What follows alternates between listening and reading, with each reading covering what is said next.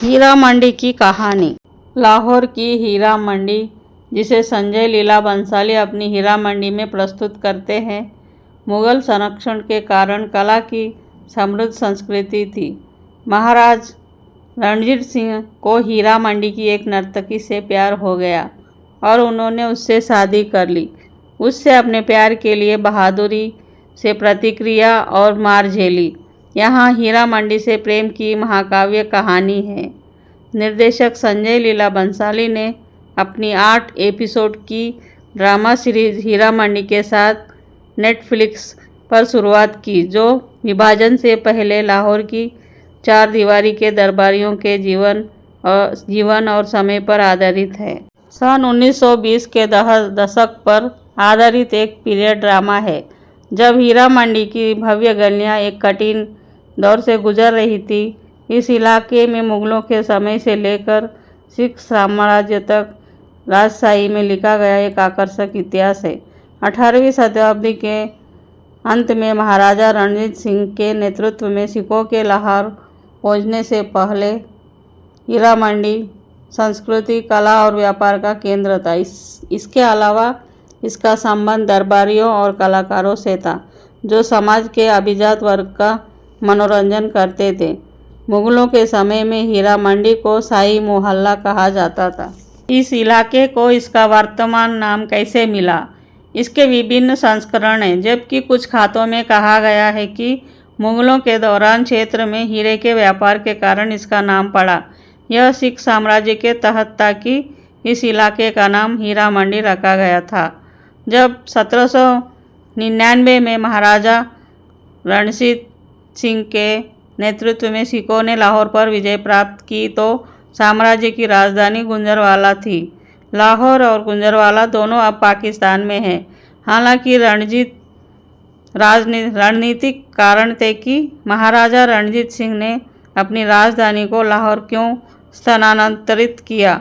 वह अपनी मृत्यु तक इस क्षेत्र में रहे और संचालन किया, आंशिक रूप से एक वैश्य सरकार के प्रति उनके प्रेम के कारण।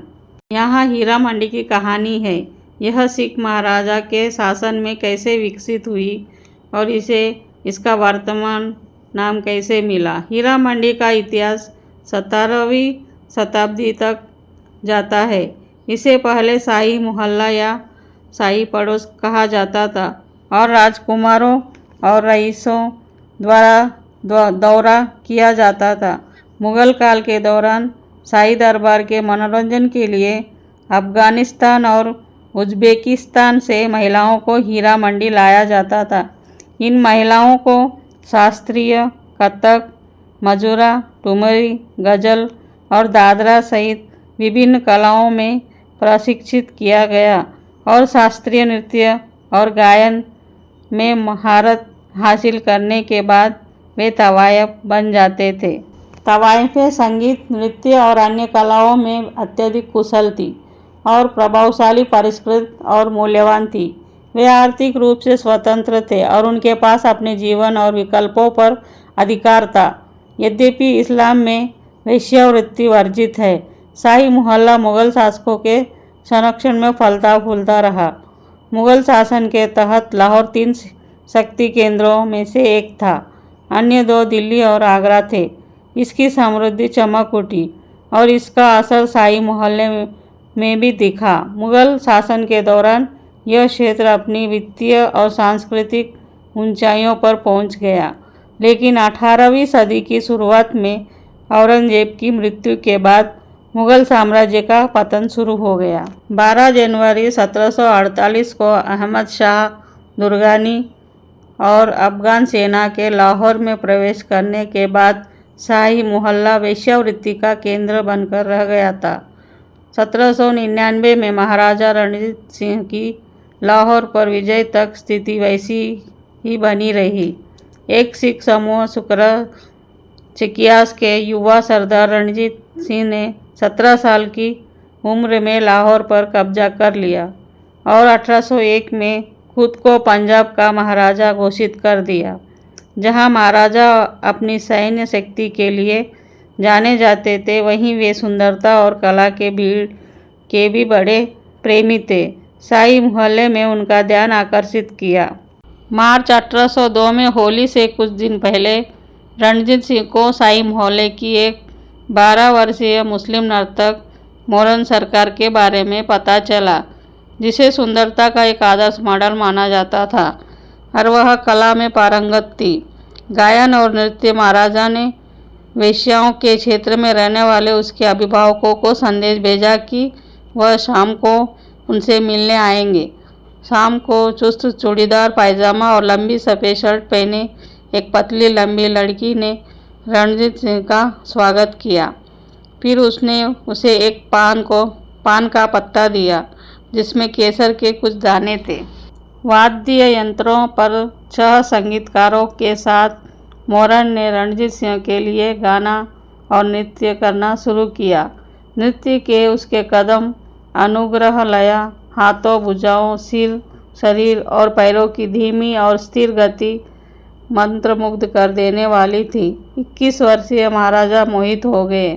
सिखों का इतिहास खंड V the Sikh lion of Lahore में लेखक हरिराम गुप्ता ने उल्लेख किया है कि कैसे रणजीत सिंह ने अपना अधिकांश समय अपने प्रिय मोरन के घर में बिताना शुरू कर दिया था।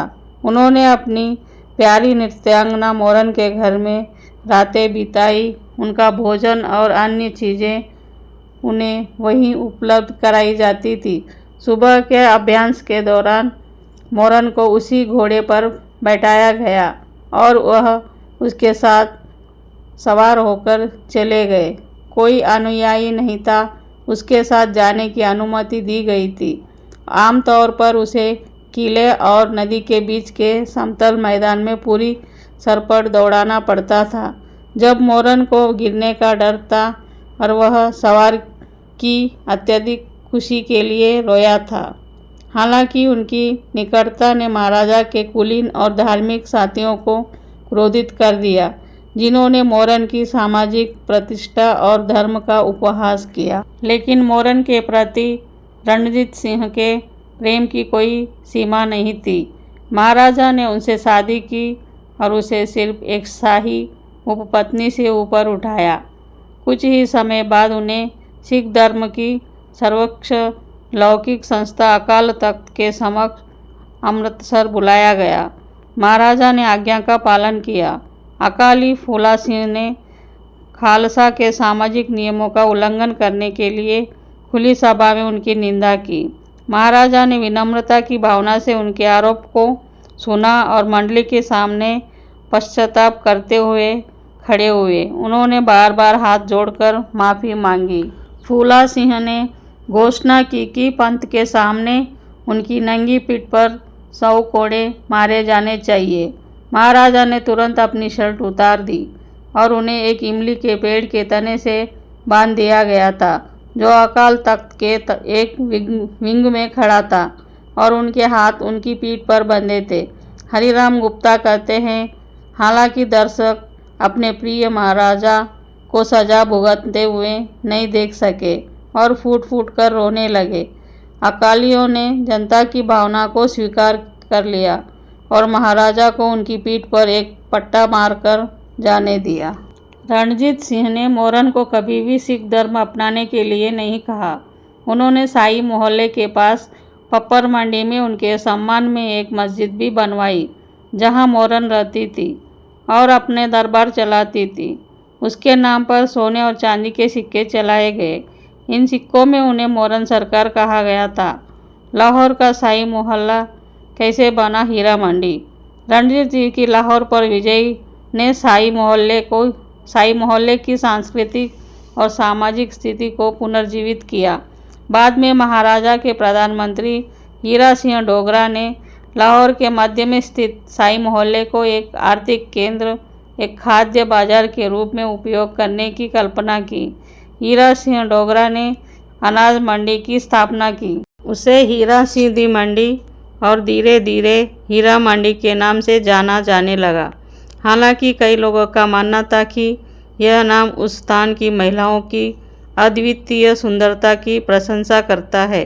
हालांकि महाराजा रणजीत सिंह की मृत्यु 1849 में पंजाब पर ब्रिटिश उपनिवेशीकरण के बाद हीरा मंडी में पारंपरिक नृत्य प्रदर्शन के सांस्कृतिक पहलू समाप्त हो गए।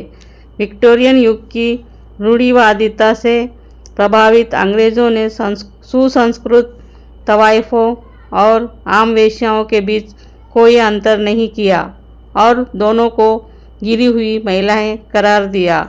इसके परिणाम स्वरूप वेश्याओं की आजीविका से नृत्य पहलू समाप्त हो गया और इसके बजाय उन्हें गोपनीयता की आड़ में यौन कार्य तक सीमित कर दिया गया। इन चुनौतियों के बावजूद हीरा मंडी ने पाकिस्तानी सिनेमा के कुछ सबसे प्रसिद्ध सितारों को तैयार करना जारी रखा, जिनमें नूरजहां, मुमताज़ शांति और खुर्शीद बेगम जैसे मनोरंजनकर्ता शामिल थे, जो अब कुख्यात पड़ोस से थे। आज हीरा मंडी वैसी ही भूसी है जैसी पहले हुआ करती थी। जहां दिन में यह एक सामान्य बाजार की तरह काम करता है, वहीं रात में यह एक रेड लाइट जिले में बदल जाता है, जहां महिलाएं देह व्यापार में लिप्त होती है। हीरा मंडी की उन अंधेरी गलियों से दुर्लभ रोमांटिक कहानियां अभी भी सामने आ रही होगी। अगर आपको मेरा वीडियो पसंद आता है तो लाइक कीजिए, शेयर कीजिए, सब्सक्राइब कीजिए। धन्यवाद।